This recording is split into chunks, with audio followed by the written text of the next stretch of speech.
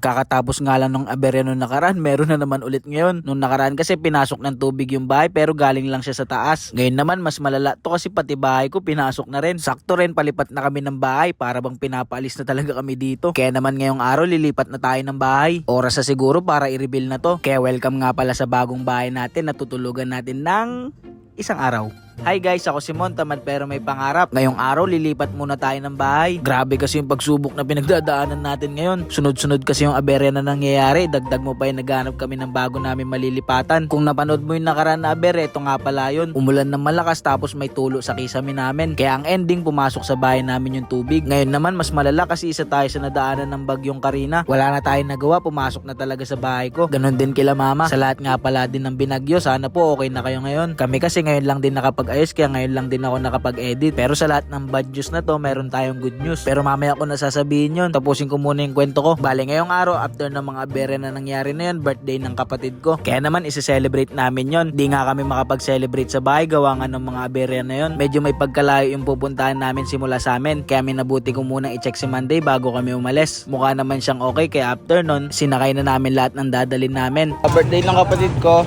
i-celebrate kami sa isang resort. Mamaya makikita nyo kung saan. Di ba kami nakakalipat guys? Malapit pa lang. Malapit na. After namin masakay lahat ng gamit, bumiyahe na kami.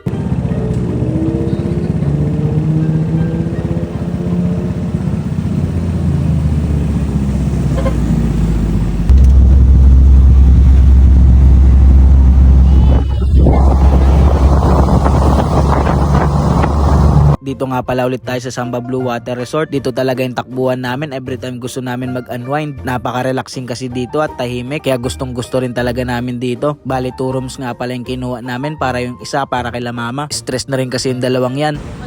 Good for 2. Nox, madidiligan na naman.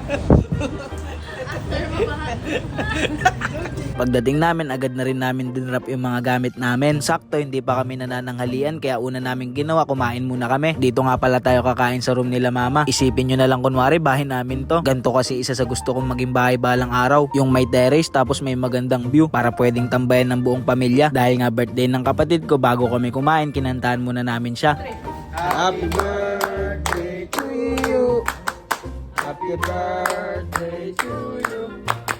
Happy birthday, happy birthday, happy birthday to you. Kumain lang naman kami. Tapos after namin kumain, nag-enjoy na kami. Syempre pag may dagat, alam mo na yan. Talagang nagbaon pa na para bang may mahuli talaga. Nagbato-bato lang kami hanggat sa wala kami nahuli. Tapos after nun, nagbato-bato naman kami ng bola. Buti na lang narangan ng ulo ko yung ring kasi hindi naman talaga shoot yun. Tapos after nun, bumalik na ulit kami sa room para kantahan ulit siya kasama yung cake. Lumubog na yung araw at dinner time na. At syempre, nandaan tayo ng masasarap na pagkain. The best ka talaga sa Samba Blue Water Resort. Akala ata ng kapatid ko mapera na ako kaya nagpaparinig sa amin ng motor. Kaya naisipan namin na bigyan siya ng motor pero nakalagay sa cake. Anyways, kainan na. Kain ka na rin kung di ka pa kumakain. Salamat nga pala kay Labos sa matyagang pag-aantay sa amin. Bumalik na kami sa room namin at nag-movie marathon lang kami. Talaga nagpahinga lang kami at nagbawas lang ng stress. Kinabukasan naman, paggising namin, niyaya ko sila mag-swimming. May bago kasi silang bukas na swimming pool. At syempre, para masulit yung stay namin dito, sinubukan na rin namin. Di rin kasi kami makaligo sa dagat, gawa nga nung kakatapos lang ng bagyo. Buti na lang talaga meron silang swimming pool. Anyways, hanggang dito lang naman yung kwento ko. Maraming salamat nga pala sa Samba Blue Water Resort. Kung naghanap ka nga pala ng relaxing at magandang resort, nasa comment section nga pala yung link nila. Bago nga pala matapos tong video na to, i-share ko nga lang pala yung good news na natanggap ko. Guys, after ng mga trahedya, finally nagkaroon tayo ng good news. Ayan, kasi hawak na natin yung contract ng bago natin lilipatan. Let's go!